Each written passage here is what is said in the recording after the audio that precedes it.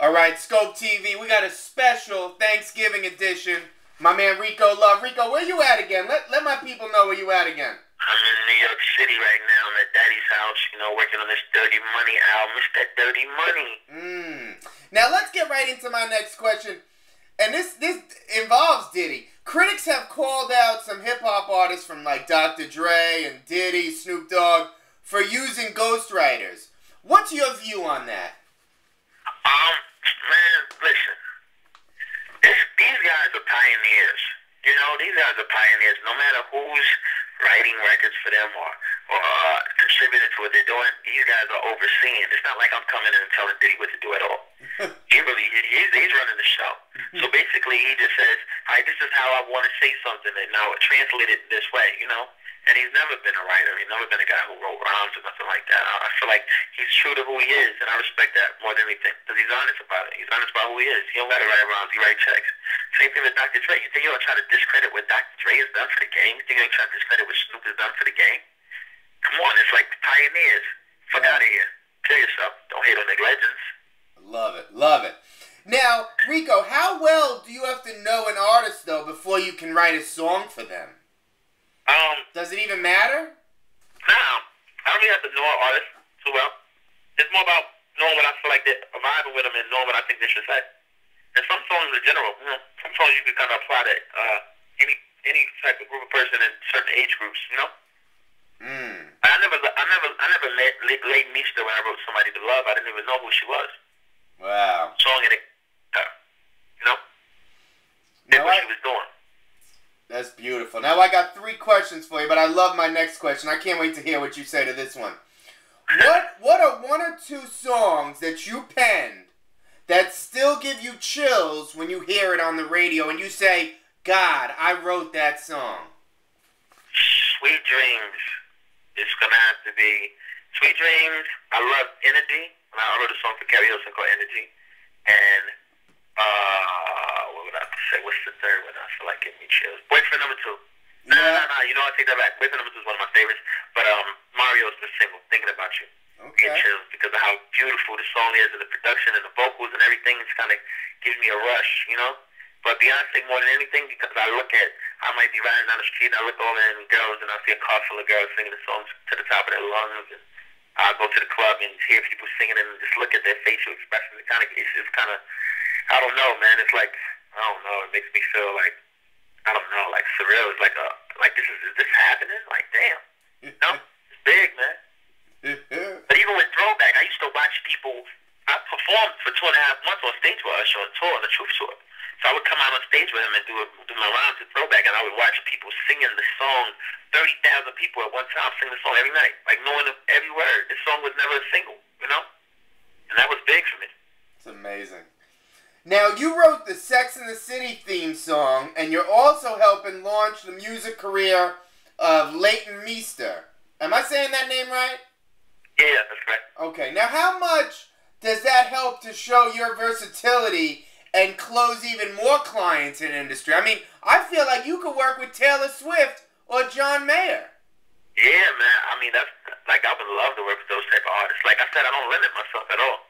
I try to step outside the box and do everything. I want to put myself in everything. Yeah, but ever since I did, even the Sex and the City or the Leighton Meester, the phones have been ringing like crazy. I guess people respect the fact that how what's the word I'm looking for? How I could be so just multi-talented. I feel like it's not in the sense of my ability to write certain songs, but just my ability to be able to grasp the music, absorb the surrounding around me, and just kind of make whatever record it calls for, That's beautiful. And not to toot my own horn. I don't want to say it sound like I'm just stroking my own ego or nothing, but I just feel like, it is what it is. I play hard. I work hard to be good at what I do, and I'm still coming up. I don't still feel like I'm at the top of my game. I feel like there's a lot more for me to learn, a lot more for me to do, And let me tell you, guys like Neo and Babyface and R. Kelly, and I'm like, damn, Sean Garrett. I'm like, damn, I want to catch up to those guys, and that's why I work so hard. But you're very humble because you've got a resume. There's no doubt about it. So Skope listeners out there, this man is very humble. Know that. And Rico, I got 2 more questions. And my first one is, what advice can you give to the people looking up to you that maybe want to try their hand at songwriting? What kind of advice can you give to them? First of all, you have to make sure that when you're presenting your records, it sounds so professional. It has to be neat. Everything has to sound clean. It has to sound clear. You have to present the songs to the artist like it's them singing it. That way it's easier to sell. Second of all, when it comes to working and when it comes to getting in the game, you can't feel sorry for yourself. Every time you fall, you got to pick yourself back up. You got to learn from it, you know?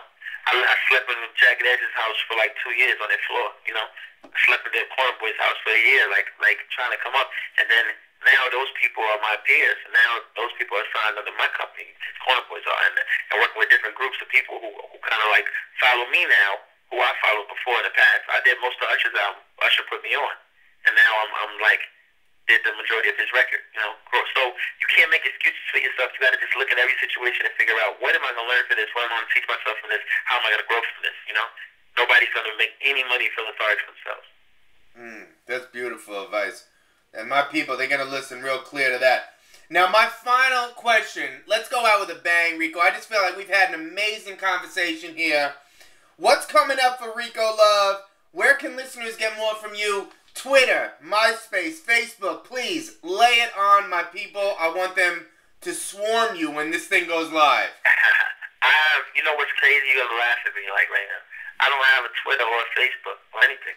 Okay. I don't have anything. But what's next for me is Kelly Rowland. I'm executive producing her album. We're almost done with that album. Like I'm saying, we've got the Usher album coming soon. Mario's out right now. I'm starting Pleasure P's album next month.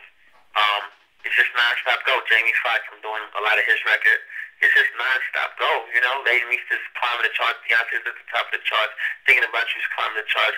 I got Usher's, like, when you hear Usher's album and Kelly Rowland's album is very special to me because I thrive on building artists that people kind of have, are not so confident about, you know. I want to make people believers, and that's what I felt like I did with Pleasure P, and that's what I definitely want to do with Kelly Rowland. I feel like she's a huge humongous star. Everybody knows that. She's proven it. She's got the Grammy. She got the album sold worldwide. But I want to make sure that she has the right records and she has a fair shot, and she's going to have it now. Love it. That's what I really am passionate about. Look out for Pleasure P, look out for Jamie Foxx, look out for Usher, look out for Kelly Rowland. And also Division 1 is my company. I got Earl and E signing my company. I got Pierre Medor signing my company. I got D-Town.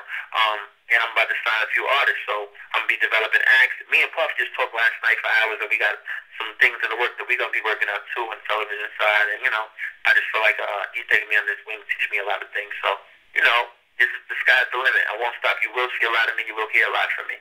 And, you know, thank God, man. Keep blessing me. I'm going to stay humble. I'm going to stay who I am. I'm not going to change to anybody. You know, just going to change the dresses and car tags. You feel me? I just got to say, this has been one of the most incredible interviews I've ever done.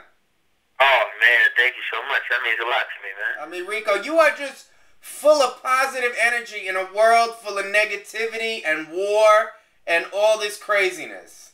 Absolutely, that's what we're here for. That's why my name is Love. We're here to spread love, spread positivity. Oh, man. You know, it's like I don't want to get off the phone, but I know you got stuff to do. We got stuff to do. Skope TV, Holiday Edition, Thanksgiving. My man Rico Love. God bless you, brother. Boy, Rico Love, only down with Skope TV. We doing the B.I.G. Freeze me. That's it. Rico Love, baby. You heard it here first. Exclusive. Everyone out there from Maine to the Philippines. Have a wonderful Thanksgiving and God bless everybody.